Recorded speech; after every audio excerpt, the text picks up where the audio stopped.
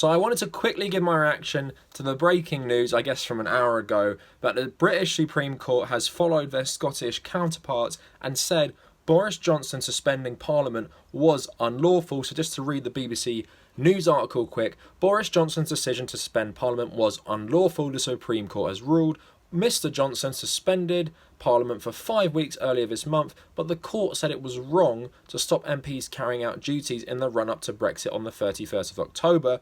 Commons Speaker John Bercow, and I know a lot of you Americans love this guy, the guy who screams order, order all the time, confirmed MPs would now return on Wednesday. Supreme Court President Lady Hale said the effect on the fundamentals of democracy was extreme.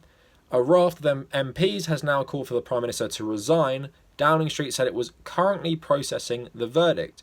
Mr Johnson argued he wanted to carry out the suspension of Parliament ahead of the Queen's speech so he could outline the government's new policies, but critics said he was trying to stop MPs from scrutinising his Brexit plans, and the suspension was far longer than necessary for the Queen's speech. So nice bit of impartiality from the BBC there. We all know why he suspended it. He wanted to ram Brexit through without criticism of his policies. So just going to give some reaction here to show you how momentous and unprecedented this all is for the Supreme Court to say the Prime Minister has essentially acted illegal. So Clive Coleman, the BBC's legal correspondent, said nobody saw this coming. I do not think any of us saw this being a unanimous ruling by all 11 Supreme Court justices. This is the most muscular example of the judicial review, able to stop the government in its tracks. It is groundbreaking, it is extraordinary. The consequences politically, constitutionally, are seismic. We should take a step back and pause for a moment. This is a ruling that says that the Prime Minister of the United Kingdom has unlawfully suspended the sovereign body in our constitution, Parliament. Nobody saw this coming. So this is the BBC's legal correspondent on this. Obviously an expert on this type of thing, saying how unprecedented all this type of stuff is. So then Norman Smith, who's the assistant political editor at the BBC, saying that number 10 are processing the judgment. The chorus of voices calling for Boris Johnson to quit will now grow louder. MPs can walk back into the chamber now if they want. Downing Street says they're processing it. We have never been here before. There are all sorts of ramifications for this government. It is hard to estimate how much damage it does to Boris Johnson's standing, his position and his authority. We are in total uncharted territory. So just to get one more bit, Jeremy Corbyn, who I'm obviously a fan of, has called for Boris Johnson to resign. So he says, I invite Boris Johnson, in the historic words, to consider his position and become the shortest serving Prime Minister there has ever been, said Labour leader Jeremy Corbyn. So obey the law, take no deal off the table and have an election to elect a government that respects democracy, respects the rule of law and brings back power to the people, not usurp it in the way that Boris Johnson has done. So a nice bit, little remark there from Jeremy Corbyn saying you're going to be the shortest Prime Minister ever, so please resign because you've broken the law. And just a little point, I was making a video yesterday about this poll in the Evening Standard and this hit piece on Jeremy Corbyn saying how unpopular he is, how lazy and ineffective he is. Well, if Boris Johnson resigns, he has outlasted 3 Tory Prime Ministers. I wonder how many opposition leaders have outlasted more than 3 Prime Ministers. I would be interested to see. I doubt there is many, if any at all. But why I'm so happy about this is that I feel like since Boris Johnson has become Prime Minister, this country has gone even more insane.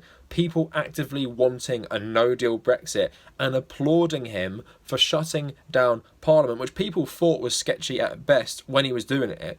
So he misled the Queen, for example, as well. So if these Conservatives, who care so much about the Queen, pretend they care about the rule of law, if these Conservatives care so much, they must force Boris Johnson to resign.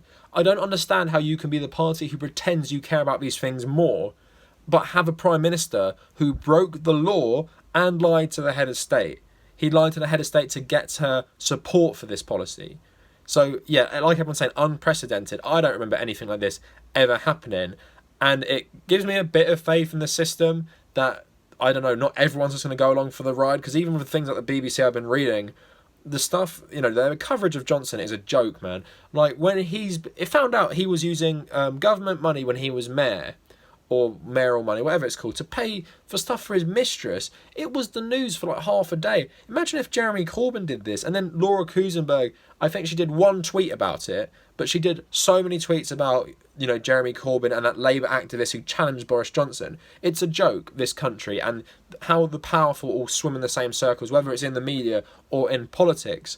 And it's nice that the law has just stopped Boris Johnson really driving this country off a cliff, because most people, I don't think, understand how bad no-deal Brexit would be. Just general Brexit's going to be awful for this country, and crazy no-deal Brexit. And why do the Tories want this? It's so they can rewrite these country.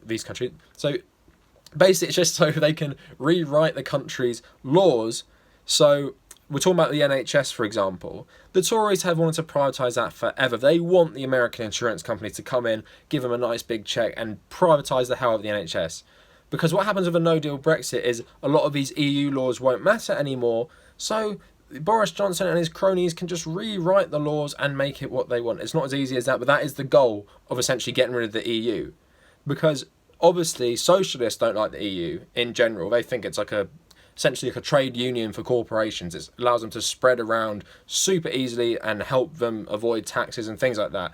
But this is why the right wing don't like them, because they want to make their own laws in terms of screwing over the country. They don't want to make it better for you. So if you support Brexit under a Tory government, under a guy who breaks the law when he's Prime Minister, you are crazy. You need to rethink all of this. If you ever supported Brexit, the only way you can support Brexit, I understand, is if you're a socialist and you believe in the socialist argument, because the right-wing argument is just about screwing over the poorest people in this country. So anyway, this is just my take on it, and it's a live take, one shot reaction, so sorry if it's not as polished. Sorry I had to repeat myself with some of the words. It's kind of hard when you're doing it in one go. But let me know what you guys think in the comments. Let me know, I guess a lot of you might have some questions about British politics. If you're from America or some other country, please ask them in the comments, and I'll try and do my best to respond to all of them. And yes, once again, just thankful that we actually have some sanity in this country, and that not everyone is in the Tories' pockets, because sometimes it's easy to get whipped up in the belief that, I guess, the Conservatives just rule everything because they're all connected to everyone who's in power. That's what it feels like at times in this country, and everyone's against Corbyn. I'm not saying they're on his side for this, but at least they're upholding the law, just like the Scottish did. So anyway, let me know what you think in the comments, questions as well. Like the video and subscribe. If you want to follow me on social media, follow me at The Cavernacle on both Twitter and Instagram. Check out my Patreon and WordPress in the description. And if you made it this far, thank you for watching.